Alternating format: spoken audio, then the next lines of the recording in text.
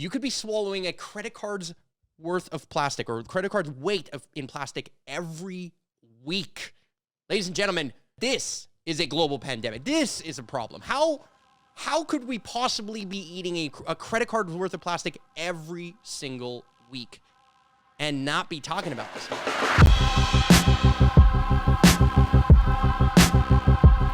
Welcome to the Superhero Academy podcast. I'm your host, Mark Angelo. Hello, superheroes. My name is Mark Angelo Coppola, and welcome to the Superhero Academy podcast, where my mission is simple: to help you become a better storyteller.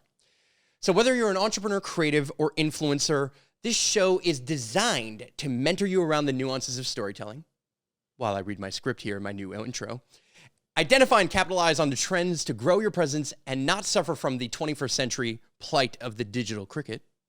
Cue the cricket animation and audio here. I'm waiting for it. It's coming. Do you hear it?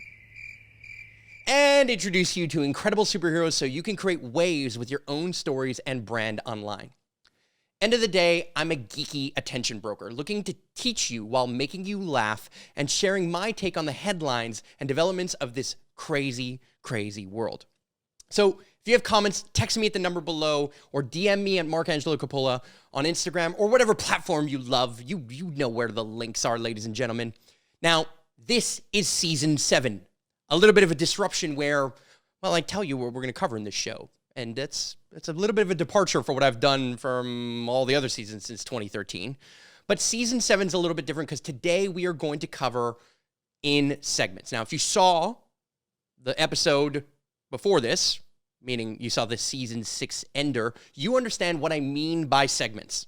And what I mean by segments is I'm breaking this show down into not just interviews with influencers, entrepreneurs, and creatives, but little sub-segments that are meant to go onto social media that engage people with the headlines and reduce the time from me filming this to it being published. Now, there's 1,001 reasons why I think that's an important facet of why this is going to make better content for you, the viewer, and how that's going to create more engagement, to drive more traffic to my YouTube channel, drive more traffic to these full episode podcasts. But if you want to learn why I think that, go watch the last episode, okay? Because that's not what we're going to cover here today. Today, we've got 3 segments that we're going to dive into. The first is called the deep dive. Convenient how that is, right? A little segue over there. So the first one is about, well, the combination of Earth Day, Seaspiracy, and something I like to call DDC. The second segment is a microdose. We're going to microdose into the world of Clubhouse and how audio is getting competitive and what my thoughts are on that and whether I, as a podcaster and somebody who makes audio for a living, what do I think? What do I think about Clubhouse and what the landscape is going to look like? And then we're going to dive into a segment that I have not yet named, and I'll get to that. But it's about whether or not how to know whether or not you are buying a shitcoin. Yes, ladies and gentlemen, I said that. How to know whether or not you are buying a shitcoin. So if you're interested, you can find down on the timeline where those time codes are, when those segments start. So if you came here for a specific segment and you're watching this full podcast, you can go and do that, or you can just watch the clips that will come out after this episode on this YouTube channel, which means, ladies and gentlemen, if you have not yet hit that subscribe button, if you have not yet rung that notification bell, what the fuck are you waiting for? You're not watching full episode podcasts that I'm creating without hitting that subscribe button, are you? I fucking hope not. And one of the things that has changed is I've got my man Kyler behind the camera here, who is kind of a co-host. He's here to talk about some of the different things. He's here to rag on me every once in a while, not gonna lie. And he's here to just give me his stake. You know what I mean? It's rather than it just being a solo cast with no other input, Kyler is now here. He's the man behind the camera. He's the man who, actually he's on camera. There he is. What's up, everybody? Happy to be here. Yeah, so Kyler and I we're planning on jamming. We're really building this new format, right? This format is kind of shifting and changing. We're looking to kind of entertain you in different ways. We still haven't integrated all the things like the sound effects that I want to bring in, like that, you know what I mean? Like those sound effects are there, but those are like kind of stock on the Rodecaster Pro. Shout out to Rodecaster, who's fucking awesome at making audio equipment. So we still we're like figuring out the animations and things of these segments. We're still figuring out the format of some of this stuff. But the point is that every single week you're going to see us upgrade this segment and this stuff.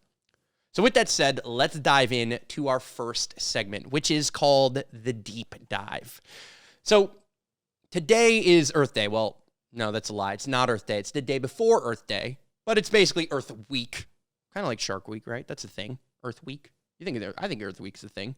Anyway, it's Earth Week, and I want to talk a little bit about something that everyone who's been in quarantine, like we are here in Montreal, has been watching online. In fact, it went so freaking viral all around the fucking world. I want to talk about Seaspiracy, right? So you watched it. If you haven't watched it, just go watch it. But if you have watched it, well, now what? Now what do we do, right? You've watched the show, you've watched this episode, and I want to dive into what can be done and what that might look like. So the first thing I want to point out, though, is that there are some shocking facts about our world, about what's going on around us. And so I'm going to bring up those shocking facts. And the first is that 46% of the Great Pacific Garbage Patch, that's the patch that's floating out in the, the Pacific Ocean, that's, the size of Texas or whatever it is, and it keeps getting bigger every year. Well, truth is, it's not really just floating plastic bottles. It's actually microplastics and a bunch of stuff. But 46% of it is made of fishing nets that are made up of plastic that slowly but surely deteriorate in our oceans and end up, well, in our fish. And when they end up in our fish, guess what happens next? They end up in you. See, there are studies out there, CNN Health here, that says you could be swallowing a credit card's worth of plastic or credit card's weight in plastic every week. Ladies and gentlemen, I know we're in a global pandemic right now, and I'm not going to touch upon that topic. What I will say is that this is a global pandemic. This is a problem. How could we possibly be eating a credit card's worth of plastic every single week and not be talking about this more? And I get it. I know that you did your part. You watched the documentary. Maybe you thought about giving up fish for a minute, right? But then you're like, well, poke bowls though. Like I really like myself a mix of salmon and tuna and spicy salmon poke bowl. And I get it. I love poke bowls too. But here's the thing. The world is being overfished. Our oceans are dying. Like, I mean, coral bleaching is a problem. I mean, that's related to climate change and a bunch of different things. There is a lot of problems happening. But enter in a solution. Now, I'm not saying the solution, because that would be unwise of me. But what I will say is that I have partnered up with, and I'm actually invested in, a company called Dollar Donation Club. I want to bring you this forward, not because I have any financial incentive to doing this. It's because we're really trying to build a 1 billion-person army. 1 billion people rising together to become the world's biggest philanthropreneur. I call it philanthropreneur, but really philanthropist, by taking collective action where people can give $1 a month, or $1 a week, or $1 a day, whatever you choose, towards specific causes. Basically, how do you take the ROI of return on investment, right? Building a company, building a nonprofit, doing all those kinds of things, and build a brand, a media company of sorts that tells you this news, and then finds and vets the best companies out there, best organizations out there is a better way of saying it. And that's what Dollar Donation Club is doing. Our startup based, a bunch of really close friends of mine have come together and fundraised for, built the brand, did the stuff. I think it's brilliant. They've got a flying pig logo, guys, ladies and gentlemen. Come on. Any brand that's going to go out with a flying pig logo, I'm into it. No, but for real, I mean, they've got a very, very cool way of trying to solve large-scale impact problems. And so to me, the other ROI, the ROI of Ripple of Impact, is what this organization is about. And that's why I invested. I invested because I know I'm going to meet amazing people and I'm going to play a role in helping tell big stories that create movements that solve large-scale problems. And guess what? One of the problems that they're solving is removing or attempting to remove a Guinness World Record amount of ghost nets out of the ocean. To be specific, we're looking to raise, I think it's $3.2 million, which is not that much money, by the way, like 3.2 million, to remove 1 million pounds of plastic. So for every dollar, we are removing 0.33 lbs of plastic out of the ocean in the form of ghost nets.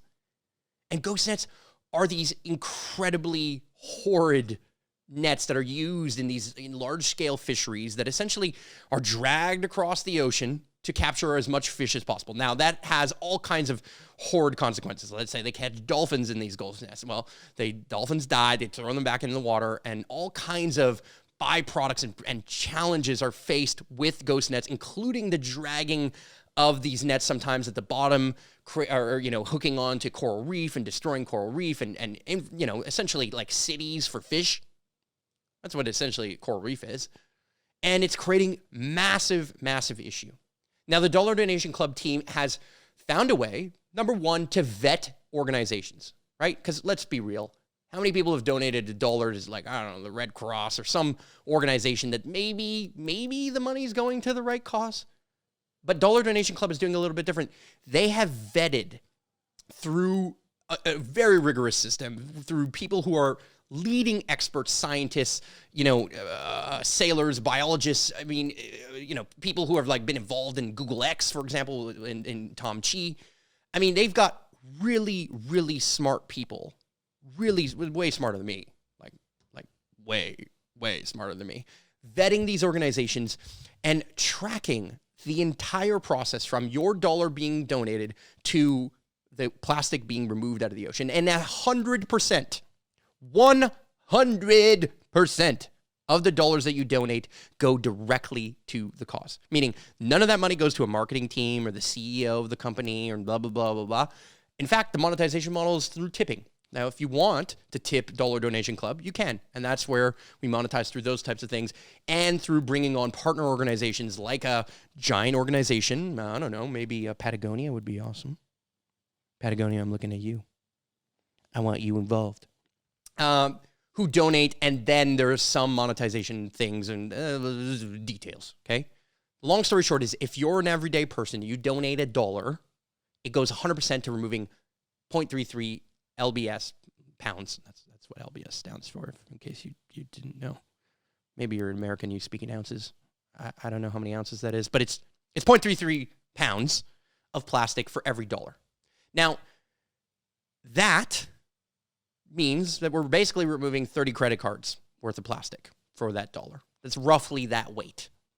And so if you're eating a plastic credit card in your diet every week, well, maybe this problem impacts you. Maybe ghost nets and plastics in the ocean has more to do with just like it being shocking on Netflix, and maybe you can actually do something about it. So I did something about it beyond investing in the company. I also donate, and I have a profile. Look at that. It's so beautiful. It's so nice, right? So you have a profile. You put in your address, where you come from. You can put in a credit card and donate. I chose to donate. I think it's once every week, $1 a week for now, and I'm going to upgrade. But guess what? Your homeboy over here, Mark Angelo, at the top of the charts in Canada. I'm the number one person with Impact Family and Impact Points. And the Impact Points are just a way of gamifying donations. It's a way of showing how you can grow an Impact Family and how you can have Impact Points. And that's based on the people that I'm attracting or bringing in to donate and participate in this. Now, this is very early stage of this organization, but we need your help. We need your help to donate. We need your help to spread the word. We need creatives to help us make content. We're going to be doing other campaigns like planting like an insane amount of trees all over the world and all kinds of different things. But for that to happen, we have to scale and we have to reach our targets on some of these problems, right? So Seaspiracy is a great thing that it's a story, real life story, a very sad story of a very real problem. And as you know, the shocking stats that you can look at here, 46% of the plastic in the Great Pacific Garbage Patch is freaking ghost nets. And they have so many other implications. Like I said, getting caught on coral reef, attaching themselves to whales or turtles or potentially mermaids. I don't know. Is there mermaids? Is this a real thing? Or is it just like an Instagram influencer thing? What do you think, Kyler? Oh, they're real. I've seen them firsthand, especially in Montreal. Well, I mean, today there might be frozen mermaids because it's snowing in April again. But it was beautiful. Don't even get me started. Oh, we're not going there. I'm not going to be a Canadian complaining about the weather. But what I can say is I would love for you to join this. I honestly, for me, this is really, I call myself a philanthropreneur because I truly believe that we can have a difference. And I truly recognize that, as somebody who watched a documentary a week for 52 weeks straight when I started my journey, changing my life and learning about the world around me, the biggest thing that I realized is that every one of these documentaries was spending like 95% of the time talking about a problem and sounding the alarm. Ding, ding, ding, ding, we need to do something. This is horrible. But very little about what we can actually do. And what I love about Dollar Donation Club is it just feels real. It just feels like something I can directly impact, and we can speak to the direct organization and the direct, skipper or captain of the boat and speak directly to like, hey, we're going to weigh the plastic and the ghost nets that you take out, and we're going to report all of this back to you, the person who donated. And if for whatever reason we can't pull out that much plastic, but we can because there's so much of it, unfortunately. I'm I'm making jokes because I want to keep you entertained, but I'm sad. As a scuba diver, rescue scuba diver, I see this. I see the impact of this. I've seen coral reefs destroyed and devastated. I've seen forests get clear cut. And at the end of the day, we have these massive world scale problems. And rather than being billionaires and pointing our fingers to the billionaires and saying, why don't you donate more and do more about it? Well, what if 1 billion people rised up together and actually made something happen? What if we just banded together and made something really awesome and cool? And so, I want to see this story grow, but I want to see the solution grow. I want to see the conversation around the solution grow. One of the shocking stats I learned when it came to the issue of climate change, this is a few years ago, but there was an article that came out there.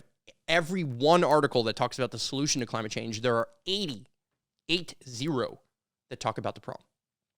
So to me, ladies and gentlemen, the problem that we have is a narrative problem.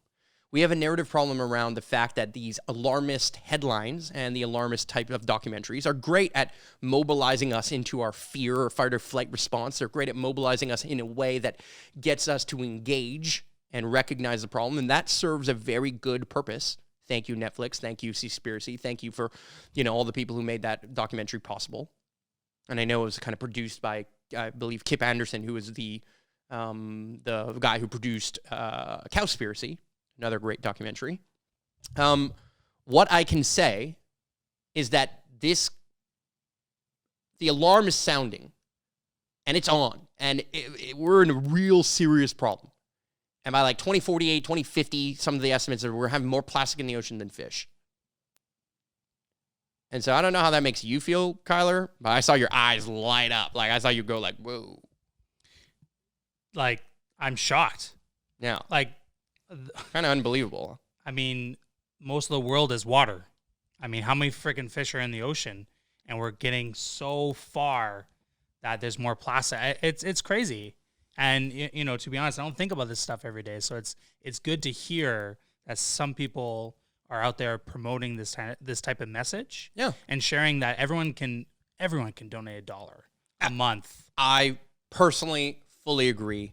And look, we're on this journey. We haven't figured it all out. Dollar Donation Club is not perfect, but it's definitely a step in the right direction. It's definitely something I want to put my storytelling skills to the test on. And that's why I'm doing this as the first segment of season 7, because this is what matters to me. So I want to do this podcast in this way that entertains you, but that also brings you really good, valuable information and news. Now, speaking of that, here's a nice little transition. Oh, wait. Before I transition back, you know where the links are. If you want to join my Impact family, if you want to join Dollar Donation Club, you just want to check it out. You want to share it. Even if you can't donate $1, I get it. You can share. You can vote with your attention. You can click like on this podcast or the clip of this thing on YouTube. You can tell somebody else about it. You can give us an introduction to a company that you think would be interested in donating, or maybe you have a company and you're interested in donating your version of $1 a day because maybe you're crushing it in this 2021 landscape like many of us are. And yeah, you know where the links are down below. That being said, transition to the next segment. Again, eventually I'll have the little sound effects, kind of like that one. But for now, we don't have those sound effects. So what I want to bring up is a topic that every entrepreneur that's looking to gain market share and potentially find greener pastures, because the algorithms on social media are a little they're choking us. They're joking us. You like that one, huh? They are. They're joking. They're horrible. I mean, come on. Is it just me, or people building large followings and then it fucking sucks? It sucks that you can't reach your following. Yeah, it's a tricky. I know where you're going with this. So it does. Mm-hmm. That's all I have to say. Well, I'll let you finish your thought. Yeah. There. Well, so the thought here is that the algorithms suck. People looking for greener pastures, and where better to look than Clubhouse? The audio-only app that allows you to tune in and have a bunch of FOMO about missing out on some crazy, amazing expert that's going to show up and talk their mind. Now, I'm making jokes, but the truth is they've had like really interesting people show up. I mean, Elon Musk was one of them. I mean, damn, he like broke Clubhouse. He probably led to more downloads and more people learning about Clubhouse and wanting to know more about Clubhouse than anybody, because he's just like the meme lord of the world now. And we'll get to that. We'll get back to that later. Another segment that I already mentioned at the top of this show. But Clubhouse, right? Clubhouse is this app that if you haven't tried it, well, you should try it. It's interesting. It's kind of like talk radio, where all these experts come in and you never really know what's going on. You can kind of schedule a meeting and there's these little clubs that are there. And to me, it's getting ruined. Because they let too many people in too quickly. But when it was first started, when people were first starting to get in when I joined, because I'm an original hipster, as you know, right? I'm an original hipster. Yes, self-certified, because that's what all hipsters do. No, for real. Like I when I first joined, there was like really amazing entrepreneurs, people who work inside organizations that you would never really find out or hear about, where the algorithmic silos that are created on Instagram are gatekeeping me from finding these amazing people. And what I loved about Clubhouse is that wasn't the case.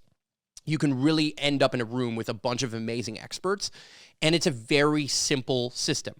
There's not even a chat feature. That's how simple it was. And it doesn't even exist on Android. That's how simple it was. Now, maybe now it does. I don't think so, though. I don't think they've rolled out Android. No, not yet. Yeah. So sorry, Android users. Sorry. Well, yeah, unfortunately for you. But maybe not unfortunately for you, because, ladies and gentlemen, first of all, Clubhouse raises a Series C round at a $4 billion valuation. Where did they get that number? Well, it sounds like it was roughly the number that Twitter was offering to buy Clubhouse. Roughly around there, apparently. Something like that. Maybe a little bit more, maybe a little bit less. I don't know. Long story short, I think they should have sold, because I think they're going to get absolutely crushed. Now, why do I think they're going to get crushed? Before I get to Facebook and how the Facebook machine is coming to stomp on your algorithm juicy. Is there algorithm in other places? No, we must destroy and turn this into a monoculture. We must have all the market share. Yeah, before that, Spotify is launching its own Clubhouse competitor. Wow, isn't that amazing? Isn't that amazing how Twitter, Spotify, Reddit, Facebook, they're all going to come out with something similar.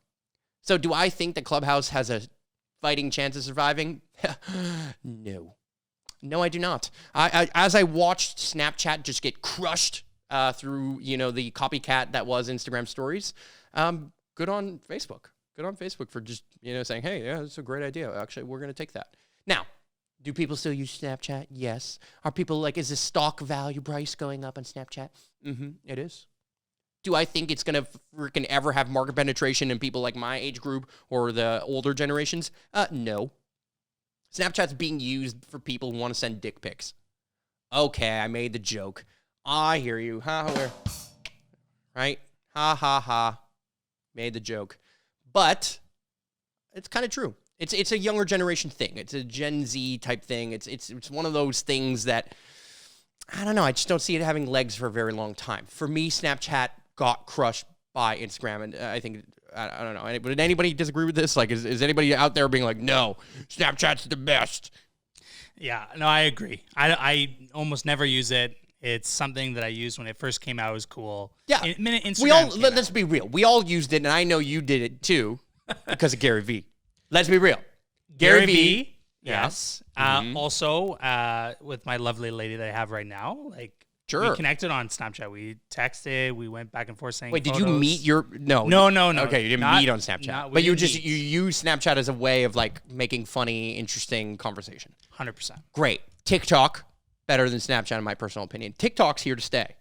Right? Like, TikTok 100%. Is amazing. The algorithm, the system of discovery, the way that the feed works. Like, I mean, there's a reason why Instagram made Instagram Reels. Now, is Instagram Reels on par with TikTok? No, it's not. The search feature, like the function of Reels and the limitation of 30 seconds is not as great as TikTok, in my personal opinion. But guess what?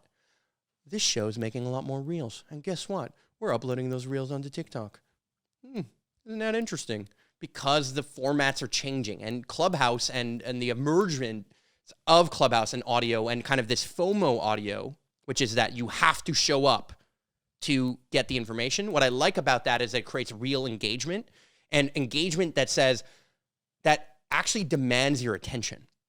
See, that's the magic of Clubhouse. Like, why is Clubhouse super interesting is because it demands your attention right then and right there. Because on other apps like Netflix, you can just come to watch the content at any moment. Same with Instagram, same with other things. Like, I can go and read your caption of a post that you posted 4 years ago at any moment in time. Now, the likelihood that I'm going to do that is very low. But if somebody's showing up on Clubhouse or in an audio format that is live and only live and not recorded, then people are going to pay attention in a very different way. Now, do I think it's a podcast killer? No, not even close. Right? Podcasts are amazing for so many other reasons. What if I'm looking for information and I'm looking for it at a different time than the Clubhouse is happening? Clubhouse is this one sliver of time with the people who are available at that one moment. But what if I'm doing a Clubhouse at 8 p.m. and you're in the UK? That's just not convenient. You know what I mean? At 8 p.m. Eastern, I'm in Montreal, ladies and gentlemen. You know what's interesting, too, is that now people are recording their calls and then posting after. So, like, Gary Vee or the future on Clubhouse. Yeah, so they're just like stealing and ripping the audio and then posting it on other social media platforms. Yeah, they'll be on a Zoom and they'll record it via like that with their guest. Yes. Right, if it's that kind of format.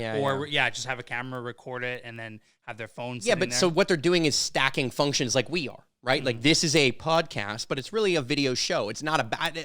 audio is good, but it's subpar to video. You know why? Because video has audio and it has video. So if you don't want to watch it, you don't have to. But if you want to watch it, you want to see my expressive hands and my Italian nature, then you can. And guess what? YouTube is still the freaking king of the social media world. That's my personal opinion. YouTube is the place where I go to learn. LinkedIn, fine. Get a job, do those kinds of things, hunt, find leads. But it's ruined. It's ruined by the DM bots and all the things. I mean, there's all kinds of places where it's being ruined. And to me, Clubhouse was getting ruined when they opened up the invites to everyone. Had they really kept the invites tight, everyone would have invited their best, like, most smart friend. And that would have grown organically and slowly. And Clubhouse would have been a real Clubhouse, kind of like a Soho House in New York or London or wherever.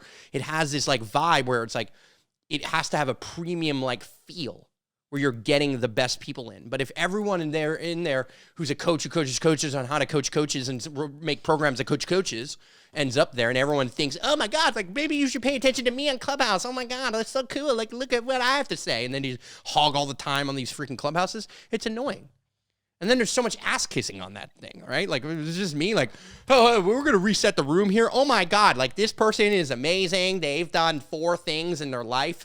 They were a coach. They coached a coach who coached another coach who made $4. I'm glad it made you laugh. I'm laughing because it's so true. And like I was, when it first came out and I got on the app, I was a big pro for, I was like, everyone has to get on this right now. Totally. I was like sending people invites and getting the whole thing. But yeah, now it is, my phone blows up. I had to shut off the notifications because absolutely. It was too much. Just too many people are creating clubhouses. And I would be on it all day. I would never get any work done. Yeah. So and that's good. And that's good. But then what happens is that has a short-lived lifespan, right? I got burnt out. I made great connections. I made incredible connections. On Instagram. Afterwards. On Instagram. Didn't have a chat app. Everyone went to Instagram and then DM'd in Instagram. So now I follow you on Instagram. Now we're on Instagram. Yeah. And that's how we connect. Yeah. So guess what? Facebook. Oh, Facebook comes out with a Clubhouse competitor this summer. Wonder how that's going to work. Well, guess what? It's going to work probably pretty good, right? So they are indeed launching a competitor to the Buzz social app, right? It kind of looks cool. I mean, some of these like little pictures and pieces. I don't know. I think the mock-ups are looking pretty decent. You can add effects. They're going to come out with all kinds of things that Clubhouse can't do. First of all, they're going to have it on Android. Plus, they have WhatsApp and Instagram. You really think that Clubhouse has a freaking chance? 0% chance in my opinion. Now, if I'm wrong, clip this. We'll talk about it in a future episode of the podcast. But I won't be wrong, ladies and gentlemen, not on this one. I'm a social media guy. And I'm telling you that Zuck is coming for that algorithm. He's coming. You can taste that algorithm from miles away. Miles away. But I will say that, Zuckerberg... Whoa, wait, what? Zuckerberg says a partnership with Spotify is forthcoming too, which will bring the company's player over to Facebook, letting people stream music and podcasts from their news feed. Oh my God. I just got shocked on my own episode. I prepped for this. I didn't read this far down this specific article. Wow, that is amazing. So that's great. Apple's also unveiled, podcast subscriptions and redesigned their Apple Podcast app. I mean, the world of podcasts is super important because the attention span is very high. If you like this show, and if you're watching it, you probably like it to some degree, then the engagement that you have and the likelihood that you would take my advice on something like what microphone should you buy to build a podcast, or what camera should you use to make a multi-angle podcast, or what should you do with your social media presence and storytelling. Like, you're going to take advice from people like me if you relate to me. Right? And the same is true for Joe Rogan. The same is true for other podcasters that you might like. And the same is true for shows that have longer spans of time. Philip DeFranco on YouTube. I can think of The Impulsive Show as it was a podcast, but it's also a show on YouTube by Logan Paul. I mean, look, there's a ton. Okay? But the engagement here and the potential willingness to buy and that attention span isn't like Instagram stories. It's truly got another level of connection, and you feel connected to the person, to the creator, or to the entrepreneur that's on the other side of that screen, or that show that you're paying attention to. So, look, I think Facebook is going to come out with something really interesting, but they were kind of wrong in certain moments, right? Like Facebook's choice to do a video first and video only. Like, they were like, video is everything. And this was a few years ago. And it caused an enormous amount of havoc. I mean, this article came out in 2018. It just created a enormous push of people trying to focus on video. But look, I do believe audio is a thing. I still think that Gary Vee is right to say that we're going to be using our Alexas and our Siris and all these things to do certain things. Like, hey, Siri, what's the weather outside?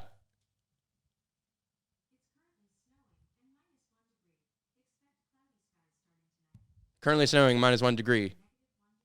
Hey, Siri, stop. Oh, yeah, they're listening all the time. So, of course, audio is going to play a role. And it's going to play a role when we become multitaskers more and more and more, as we are. Specifically, when we're working from home. Yeah, maybe we don't have a commute time anymore, but guess what? That means we have more time to listen to content while cooking, while doing other things. So, I think Clubhouse and the live audio format makes a lot of sense, but I think live podcasts are going to make even more sense. That's what I've been betting on, hence this setup. I'm not live at the moment, but I will be soon Because as I get these segments down and I have all these animations and all these other things dialed in and the audio board and all that stuff, I'm going to go live, ladies and gents. And then we're going to make clips. And then we're going to take those clips and contextualize it to all the different platforms, including things like Clubhouse, but probably on Spotify or Instagram or Facebook, because that's where we already have followings. And that, ladies and gentlemen, is why Clubhouse is going to get slaughtered, and they should have sold to Twitter. How do you turn down $4 billion, ladies and gentlemen? How? $4 billion. Like, just fucking, like, didn't they learn from freaking Snapchat? And I know Snapchat, again, I know Snapchat IPO'd and did the whole thing and their shares are up, but I don't know. I believe in Pinterest more. That's a whole other topic for another day. With that said, ladies and gentlemen, when it comes to hype, there is nothing that hits the charts more than cryptocurrency. Have you heard of blockchain? Have you bought some Bitcoin lately? Have you seen it in the headlines? Have you watched things like Dogecoin go to the moon?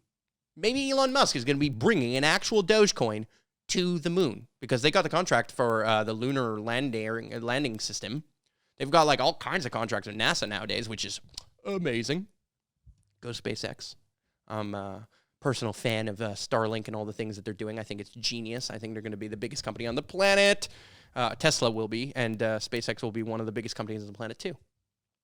It really will. But there are some lemons out there, ladies and gentlemen, because I don't know that you should invest in Dogecoin. Now, do I have Dogecoin? Yeah, I do. But I bought Dogecoin at like 4 cents because I thought correctly that the internet is a very funny, interesting place. And when I saw the whole Wall Street bets thing phenomenon take off, when I saw all the things that were going on with GameStop and AMC and bring back BlackBerry and Nokia and all these crazy things, I knew that it was only a matter of time before Dogecoin shot up. And I literally called it. I'm like, I believe Dogecoin will get to from 4 cents. I think it will go to like 10 cents or, and it's very possible it'll get to $1. And I still to this day think it will probably get to $1 because there's that many freaking crazy people out there. Now, do I believe Dogecoin has any fundamentals? No, it's a joke. It's a meme. It's literally was made as a joke. But guess what? Jokes matter, right? People watch comedy. People enjoy comedy. And the brand of Dogecoin is perfect because the fact that it was a joke and therefore it doesn't have this profit incentive behind the people who founded it, and therefore they're not controlling the tokenomics in a particular way. It creates something that's very, very, very, very interesting. Now, here's the thing. There are some whales in the Doge market. I think there's like 2 people who own 30% of all the Dogecoin. So yeah, there's a big potential for some very, very steep, rockets that go to the moon, but also rockets that crash like SpaceX rockets that are coming back down to Earth when the Falcon 9 was not yet ready to do those landings.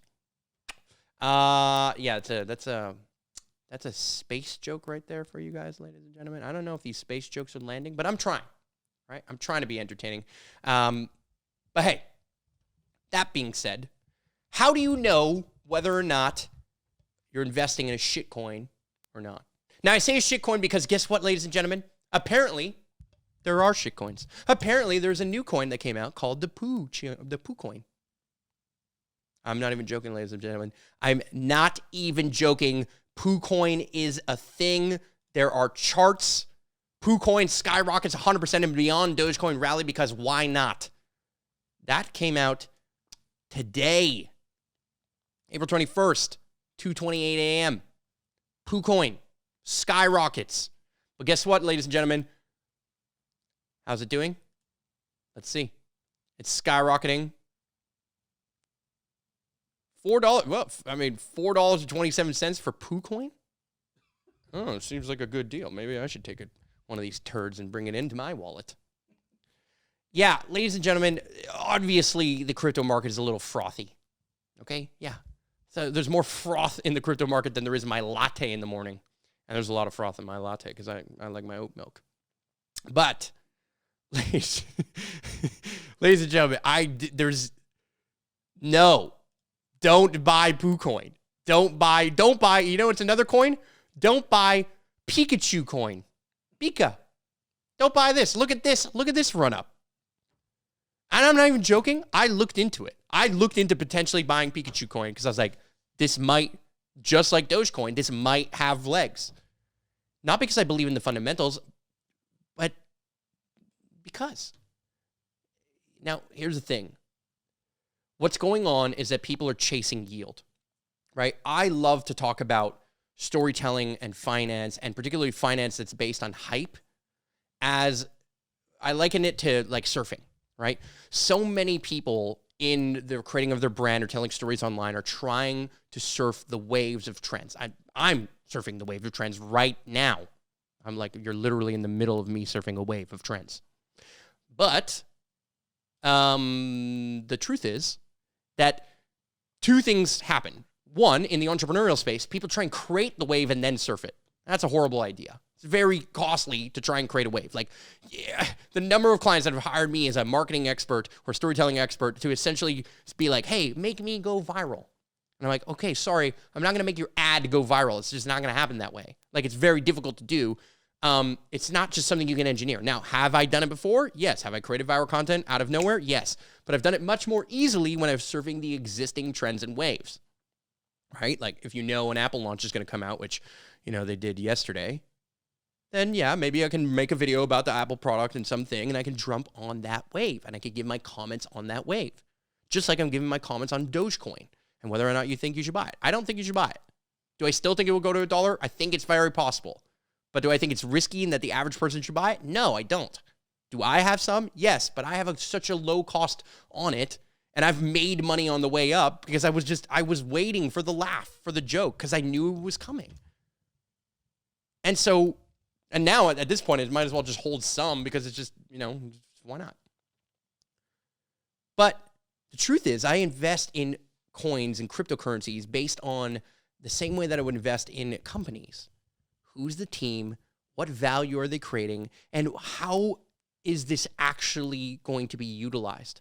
What is the use case? Because there are so many companies out there that are getting, you got a 2 million valuation or 200 million valuation, but they are not doing anything yet. They're coming up with IP, they're making some tech, they're figuring out certain things, but they have not found a way to make this utility. They have not found a marketplace. And many cryptos, even the ones that I believe in very heavily, have also not yet figured out all of those different things. But there are some that have very good incentivized tokenomics. Now, I say tokenomics, what that means is economics applied to crypto, right? There are ways where you can create incentives that are win-win structures, ways that the coins are created, ways that these cryptocurrencies are essentially meant to fractal naturally based on the economic principles that are used to kind of build the value of those coins. But, and more importantly, hopefully the technology and the apps that are built on it, right? DeFi or dApps, if you've ever heard of something like this, the technology actually has function. So for example, NFTs can have a function. They can prove that you own something, right? Or crypto or blockchain can be used, or NFTs can be used as a way of saying, I actually own this deed of land. And therefore, it's very easy to know if you're buying land in Mexico, maybe you're an American or Canadian, you want to buy land in Mexico, to check and double check via the blockchain that you're not getting scammed by somebody trying to sell you land that they don't own and as a deed not in their name. And that they can transfer that deed, or that NFT in this case, to you in a direct way. That's a very real world use case for NFTs. And so what coin is that going to happen on? I mean, I think it's going to happen on a bunch of different coins to some degree. There's going to be different utilities in different cases and for different reasons in different ways. So how do you know if you're going to buy a shitcoin or not? Research it. How about that? Learn about the coins. Go to their website. Understand who their teams are. Think about yourself as an investor, not a trader. Now, if you're a trader, great. Good on you. Trade the ups and downs, play with the margin, do all those things. Do I think that the average person should do that? No. And I don't think that the average person should be chasing yield. They shouldn't be trying to bandwagon onto the next GME. Trying to jump on the GameStop rocket ship is not a good idea. Okay? Again, can some people play with these types of things? Yes. Did I buy GameStop? No. Did I buy AMC? Yes, I did, because I believe that AMC, even long-term, will have a reopening play. So there's a reason why I fundamentally believe in AMC in a different way than I believe in GameStop. Now, could you make money? Yes, you can make money trading. Could you lose money? Yes, equally opportune, equal problem, right? And most of you will lose money because most of you, when you're hearing about it and it's going viral, you've already behind the equation here.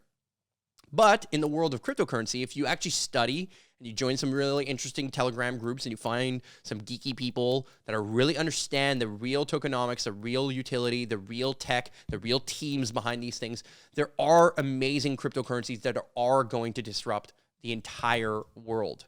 I truly believe that things like Bitcoin and Ethereum specifically are going to change the game. But there are other coins like Cardano or Sol or KSM or BAT, Basic Attention Token, or Luna, that I think all have very interesting reasons to buy them. Now, I'm not going to go into this because this is not the geeky part of this podcast. It's not the point. But do your homework and figure out where you're trading into the hype. Because yes, maybe it makes sense to jump on the 100% rally that PooCoin has. Maybe you want to buy some Dogecoin and join the memes, but do that with some extra money.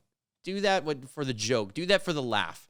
Do that for the fact that Pika coin may go to the moon, or may get buried and lost in the annals of time. But here's the thing: do that with a small amount of money and see what happens. But don't chase it. Don't chase it. Don't put your life savings on it. Don't make this be the thing that you're investing in. If you want to really invest in crypto, there are many ways of doing it. Number one, buy coins that are significantly more stable, right? I'm not going to tell you what coins to buy because I'm not a financial advisor. I do think some of the coins that I mentioned are all coins that I own. And there's various reasons why I own them and various utilities why I own them. But there are also ways that you can buy into the crypto space through the regular stock market. And if you're a Canadian and you have a TFSA, or if you're American, you have a Roth IRA or whatever it is, right? Some of these like vehicles that are tax-free savings vehicles, essentially, then it's a great idea to potentially buy into crypto in that way. There are crypto ETFs coming out in Canada. There are things like Coinbase that you can invest in, or Hive Blockchain, or Voyager, or there's so many, right? There's so many opportunities out there for you to invest in this. But understand that you're investing in the disruption, and understand that you can bring a very good medium to long-term mindset to the equation. And then, ladies and gentlemen, you can be right. But is there a chance that there's a bubble? Yes. Is there a chance that there's a .com frenzy and that we're in it at the moment? Yes. Do I think crypto is going to go higher? Probably. If I had to guess, Bitcoin will get 100,000 by the end of the year, maybe even 120. I think Ethereum will outpace it. I think you should buy both those things, but not because you need to, not because you're taking my advice to, but I think you should understand the fundamental disruptions behind them. And you should avoid buying or trading to try and just multiply your money and make money out of nothing, because greed never works out for the greedy. It just doesn't. It does for some, it does from time to time, but so much more often you end up broke at the casino. And that's the truth. So ladies and gentlemen, that is our podcast here today. I love this format. I'm having a blast. I'm so stoked to go down these rabbit holes. And I know that if you got to the end of this clip here, or to the end of this podcast, that you might have had a good time. And guess what? You can leave your comments down below in the comments on YouTube. You can write to me at this text number if you want to learn more about my investment opportunities and all the things that I'm talking about when it comes to cryptocurrency and investments that I'm making in general. Again, I am not a financial advisor, but I am an investor, and I do have a long-term mindset. So I bring my 2 cents to the table, and you could take it or leave it. If you're interested, text that number down below. But more importantly, hit that subscribe button. It means the world to me that if you are loving the show, that you leave a comment, you let me know, you send me a DM, you share it, you do all of those things. But most importantly, just hit that subscribe, because then you'll get the notifications that the new episode is out, which will happen every single week. Thanks to me, and thanks to Kyler, who's here behind the camera. Ladies and gentlemen, I'll see you in the next episode. Peace.